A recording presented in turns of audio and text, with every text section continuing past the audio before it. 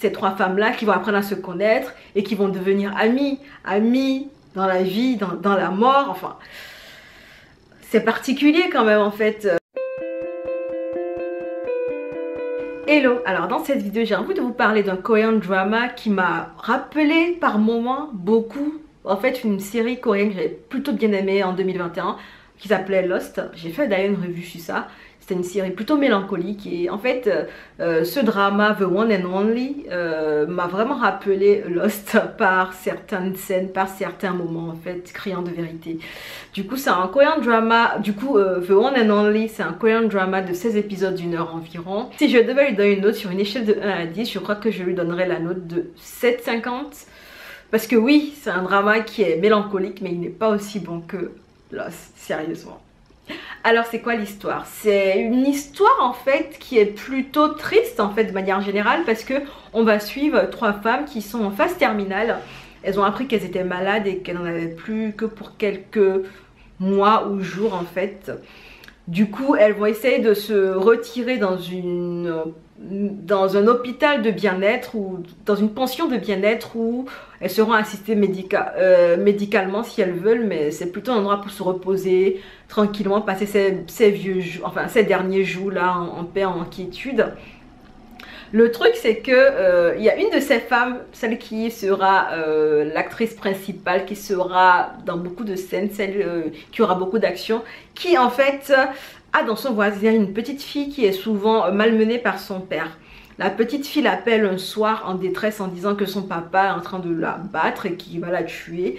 Donc, révoltée, celle conçue principalement et ses deux cochambrières vont se lever, vont aller sur place pour essayer de sauver la petite et vont devoir user de moyens pour contrer le papa très énervé. Le papa saoul est très énervé.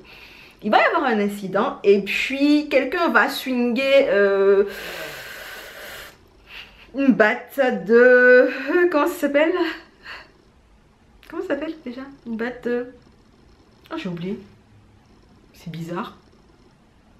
Le sport que fait les gars riches là. J'ai oublié. Oh j'ai oublié. Ça va me revenir quand j'en aurai pas besoin, j'en suis sûre. Bref. Et en fait, elles vont laisser le monsieur là assommé ou sans vie, on ne sait pas, et elles vont fuir. Quand elles vont apprendre plus tard que le monsieur est mort et qu'il y avait un jeune homme qui est passé par là, qui est un tueur à gages, qui va se retrouver mêlé à l'histoire en fait, ça va être chaud patate pour ces trois femmes, ainsi que le tueur à gages qui vont se retrouver entremêlés, vont devoir se croiser parce qu'il y a une enquête qui va être menée pour découvrir qui a tué le papa de la petite fillette.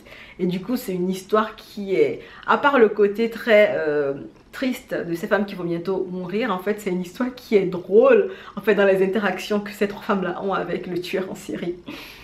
Ce que j'ai aimé dans cette histoire, alors ce que j'ai aimé beaucoup, c'est la mélancolie générale, c'est-à-dire l'ambiance générale de mélancolie qui entourait toute l'histoire parce que on est sur des personnes en phase terminale et on va suivre les trois femmes qui sont dans la même chambre, dans un centre où il n'y a que des personnes en phase terminale qui séjournent. Donc on va suivre les trois femmes, on va suivre les histoires des autres habitantes aussi de l'hôpital ou du centre de santé de repos.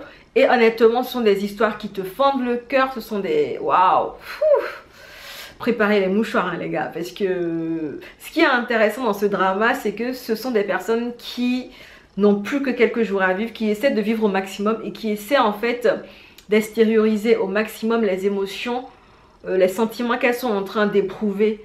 Elles essaient de rationaliser les choses tout en essayant en fait d'externaliser tout, de pouvoir en parler à ceux qui sont à côté d'elles pour, je ne sais pas pourquoi, mais pour une certaine salvation, quelque chose du genre, parce que il y a de très belles phrases en fait qui sont prononcées par les membres du centre de repos. Il y a de très belles phrases qui te prennent aux tripes, des phrases sur la vie, des phrases sur les personnes qu'on rencontre, sur l'impact qu'elles ont sur toi, des phrases sur les choses personnelles qu'on prend. Est-ce que tout est à prendre vraiment avec autant de fierté? Est-ce qu'on ne se prendrait pas trop la tête ou pas grand chose en fait? elles ont cette manière de relativiser les choses, les choses qui vraiment force le courage. Et elles ont des philosophies vraiment qui sont vraiment très intéressantes.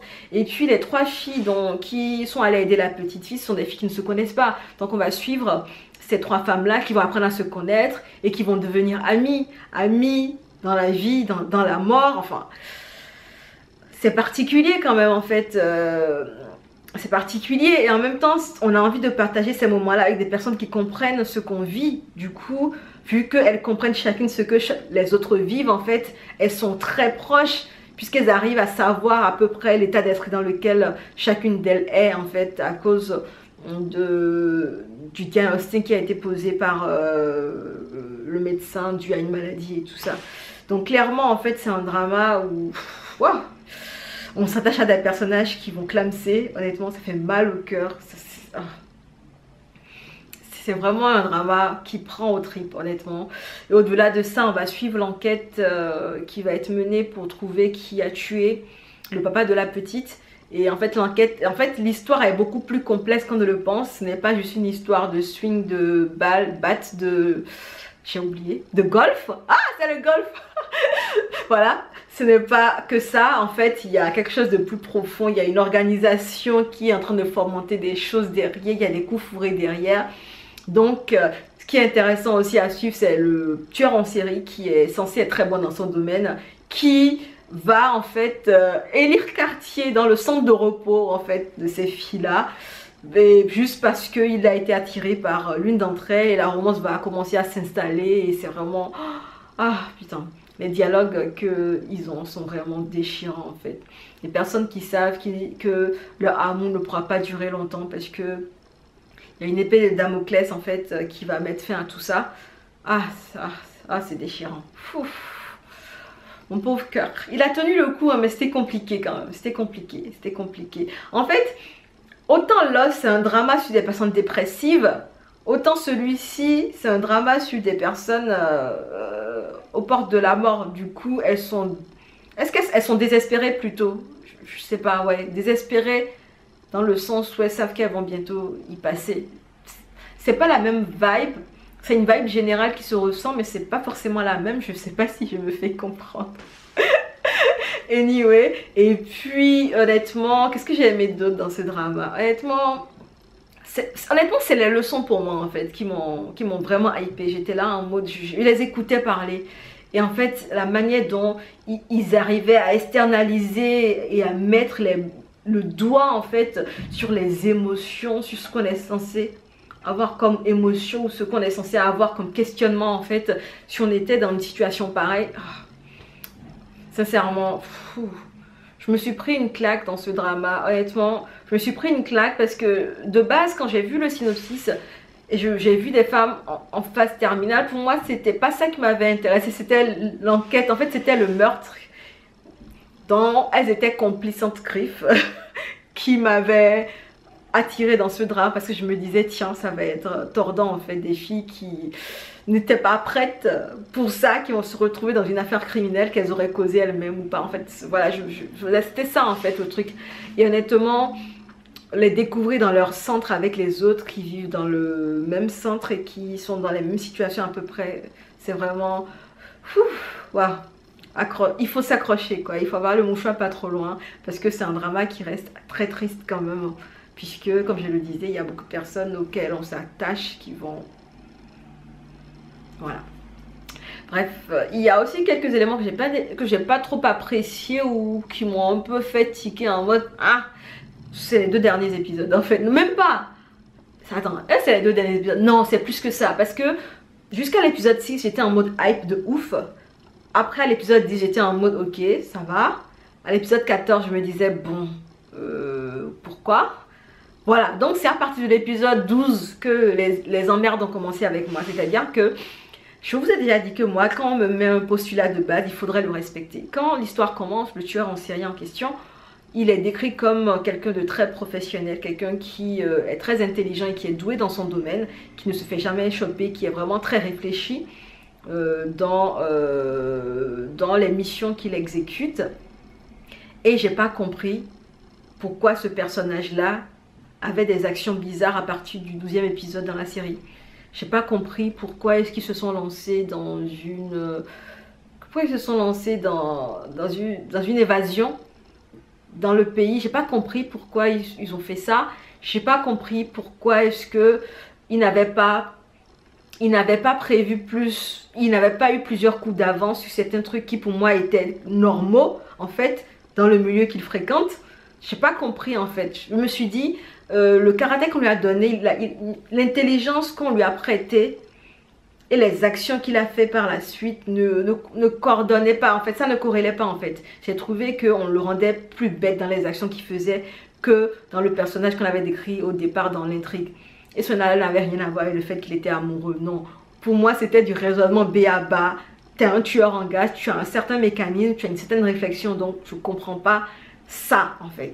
Et ça m'a fait vraiment chier. Je me suis dit, arrêtez de me gâter mes personnages que moi j'aime comme ça là. Pourquoi ils font ça parfois même? Bref. Anyway, qu'est-ce que je voulais dire d'autre? C'est ces deux éléments là qui m'ont fait chier. L'autre truc qui m'avait fait tiquer aussi dans The One and Only, c'était le fait qu'il y a eu une traque vers la fin qui n'était peut-être pas nécessaire. Le fait aussi qu'il y a eu des épisodes où il se passait des choses qui n'apportaient rien à l'histoire finalement. Ça traînait plus qu'autre chose. La série, on avait l'impression qu'ils étaient à court d'événements à glisser dans la série. Du coup, ils ont mis ces épisodes-là qui n'avaient pas forcément de gros impact sur l'histoire ou la romance qui nous intéressait. Du coup, vous allez aimer The One and Only si vous aimez les histoires mélancoliques, si vous aimez les histoires tristes, les romances tragiques, les romances incertaines, les romances où on n'est pas sûr de ce qui va se passer puisque les dés ont été pipés avec la maladie qui fait rage.